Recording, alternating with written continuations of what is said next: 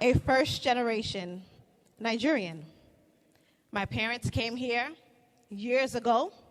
Like many others, I am the story of Nigeria. We often talk about brain drain, but let us focus on brain gain. Nigerians in the diaspora all over the world have been able to be the ambassadors of Nigeria. We have been able to represent the country in tumultuous times. We have been able to rewrite and change some of the narratives that have come out of Nigeria. We answered the call of duty that said in our first national anthem on October 1st, 1960, there was a part that said, "No matter the tribe or tongue, in brotherhood we stand." And we have in the diaspora been able to come together and unify ourselves, understanding that there were various internal and external threats that oftentimes tried to undo the beautiful story of Nigeria. We pulled up our bootstraps. We took some parts of the American dream. We took the culture of Nigeria, and we went out into the world so that whenever you heard a Nigerian name, it was synonymous with excellence. Whenever you heard a Nigerian name, it was synonymous with hard work.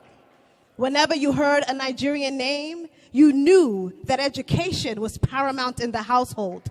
It wasn't just upbringing, it was a culture. It's an African culture. It is a Nigerian culture.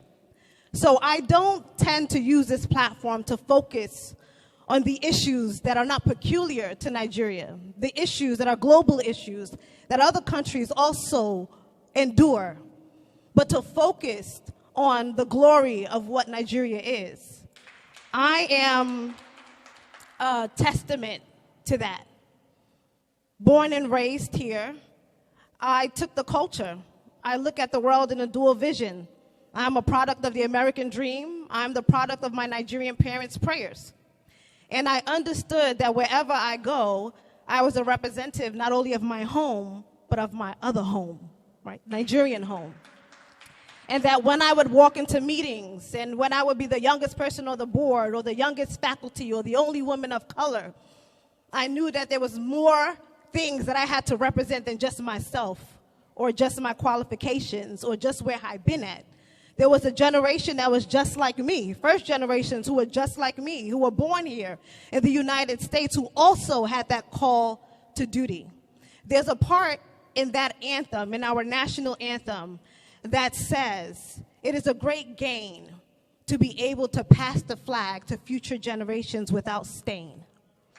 And one thing I want to say is that you know, the generation that we have now is a different generation. They're not the generation of the 60s, of the 70s, of the 80s, or of the 90s.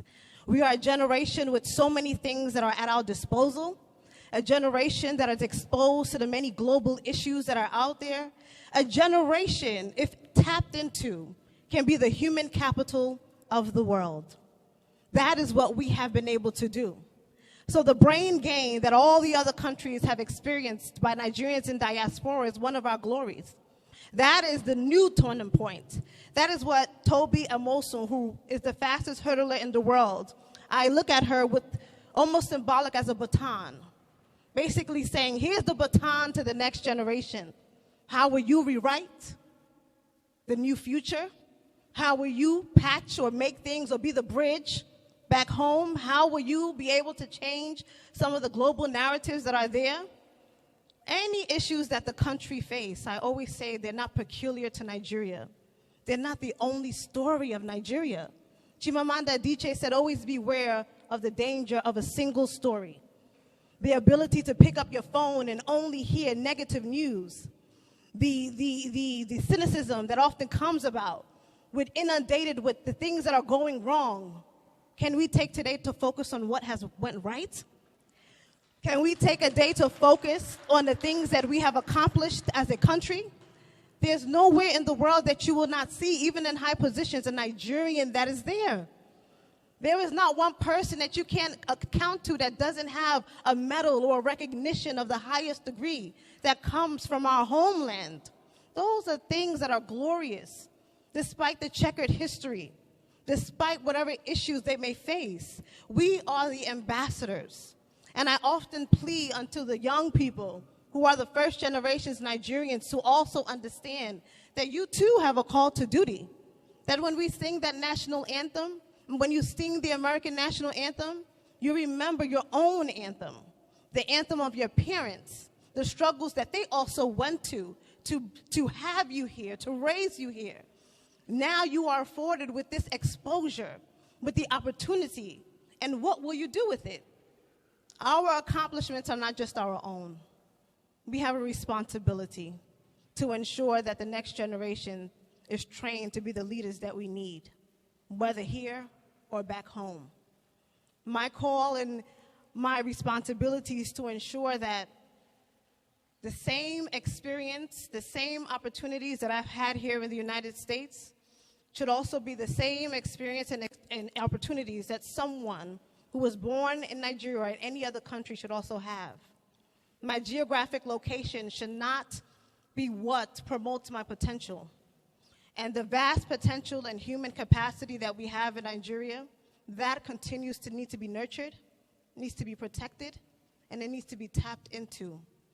Many of the issues and the solutions to it also are in the hands of the generation that oftentimes are overlooked.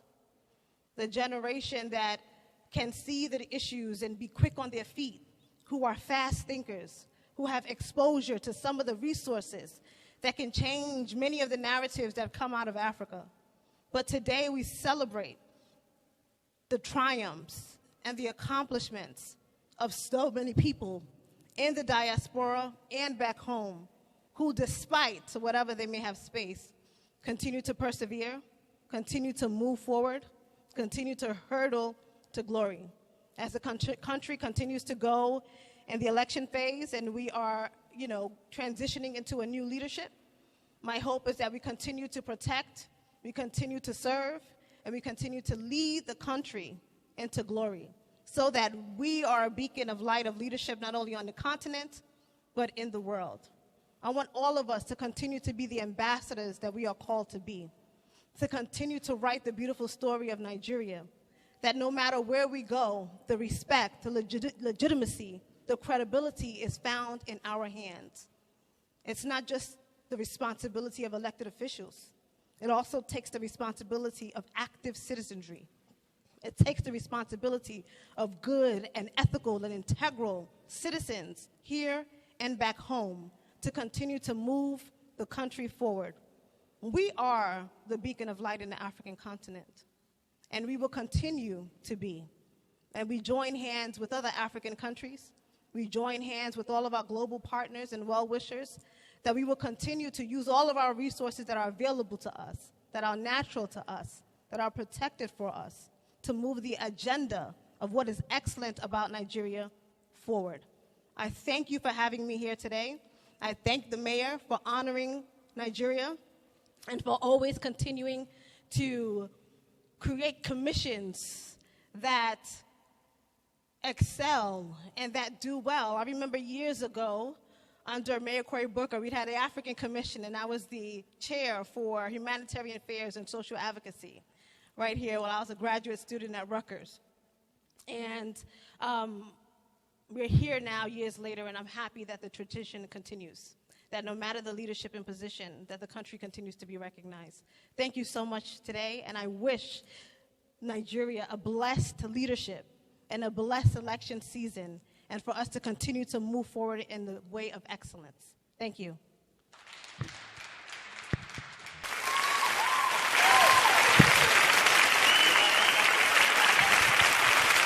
Ladies and gentlemen, you are clapping for me.